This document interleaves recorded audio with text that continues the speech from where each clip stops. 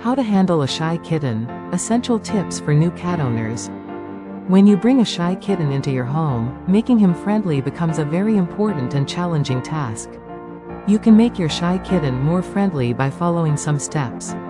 Then your kitten will like you and adapt to your environment very well. A step-by-step plan. Day 1. Bringing the kitten home. When bringing a shy kitten into your home, keep them in a very small space. They may get scared when they see a big room. The room to keep them should be quiet. No other animals or children are allowed. First, only go into the cat for personal necessities such as food, water and litter box. Food plays an important role to make the kitten pet. So make your shy kitten friendly to let him know that you are for him and are aware of his needs. During this time you can also talk with your kitten very slowly and softly, as it will be another way of being used to you and your voice. And move around the kitten slowly every time. Week 1. Trust building. After the initial handover, try to sit with him as many hours a day he will allow. Don't try to pet the cat yet, just sit nearby and talk to him. When you go back to get more practice, also try moving just slightly closer each time and watch for his signals. Just make sure you leave whenever the cat signals that it wants to go away. Never push. Let the cat take her choices and go at its own rate. Week 2 to 3. Touching. Approach the shy kitten only after he seems at ease with you hanging around him. You might wear a long shirt or gloves in case you get scratched.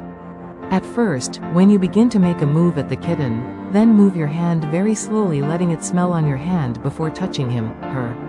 If the kitten appears to be calm, pet it gently. Again, don't push him anymore. Take it nice and easy. Pet the kitten for a minute or two on day number 1, moving up to even more time. Stop whenever the kitten appears angry or fearful. Oh, and don't forget that kittens are usually very touchy about their paws and tail, rear ends, so I recommend you avoid these areas at first. Here's what to do if your kitten doesn't like to be touched. Before you touch him, offer him some tasty treats like tuna fish or chicken. Then you can tie a cloth to a stick and hold it in front of him to play. Cats that aren't ready to be touched. Start with a feather wand or pole toy, then use the stick end and wrap a piece of soft flannel around it to touch. Start by lightly placing the stick right over the back of your cat's neck, very lightly and delicately begin stroking the back of his neck and moving to rub overhead. Gently stroke the top of head, stay away from ticklish areas, like sides. When you'd like to pull the stick out, after a minute or so every day, bring one hand down and just touch it as though an extension of your arms. Repeat, but do this 3 to 5x per daily use. By doing that, maybe over days move your primary give lower quickly back into they relax near kitty when rubbing softly. Now you can finally pet the cat with your hand. While you touch the cat, have a toy or food with which to distract your hand around behind his head. Do not go up to your cat's face with our hand. Slip it around behind using the stick as a cover. Try rubbing the back of its head and neck, but only go on to other parts after you have stopped biting. When the cat seems to be enjoying this, you are on track. When she is comfortable with long contacts and seems okay to involve the touch, you can try to hold a cat. If you are patient, allow the cat time to get used to being hugged and sitting on laps by first forcing him or her into a short hug. If she does well with this, and seems comfortable exploring in the room with you, then perhaps it is time to show him, her other parts of your house or introduce them to another animal. It might be a good idea to try playing with the cat too. Tips. Speak and move slowly and gently, avoid high-pitched noises. Do not establish prolonged eye contact, look at the floor to one side. Keep an eye for the body language and give her room if she is growling, hissing or wagging tail. Do not extend your fingers towards your cat, as doing so makes you look like claws ready to strike back at the cat. Offering the occasional treat never hurts and might even win a few feline friends. Some may get aggressive and just try to scare the food out of you by lunging or spitting. For the cats where treats don't work so well in this case, just do not use them.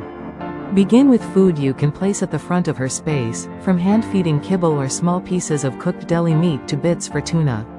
Once she gets comfortable enough eating in your presence, try having that same snack nearer and near one hand is on standby as shut, because feline will assist become accustomed to contact. Rub his body with the stick while eating the treat, and if he allows that, rubbing your hand. how to introduce a shy kitten into our home. You got the cat bonded with you, and now it's time to introduce a new furry mate for other people in the house. If family members have not already been in the room, bring them in and speak to your cat while playing with him using either string or a wand. Of course, at first he will shy away from strangers and not play ball with them until later, but believe me, love for him will be played in his hands. Your other cats know what is going on. This can make them smell the scent of a new cat. Assuming your foster cat is medically cleared to be around other cats in the household, start by smelling each other by exchanging bedding between them. Personal blankets need to be mixed by rubbing the cats over with each other. Fit a screen door or other strong, but secure barrier through which both sets of cats will be able to observe and one set learns from the actions of another. In the presence of said new cat, interact with your pets more than you usually would. Pick them up, love on them, and then put them back down.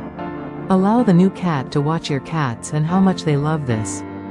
First things first though, make sure the rest of the house is cat-proof so she doesn't escape or get into any mischief.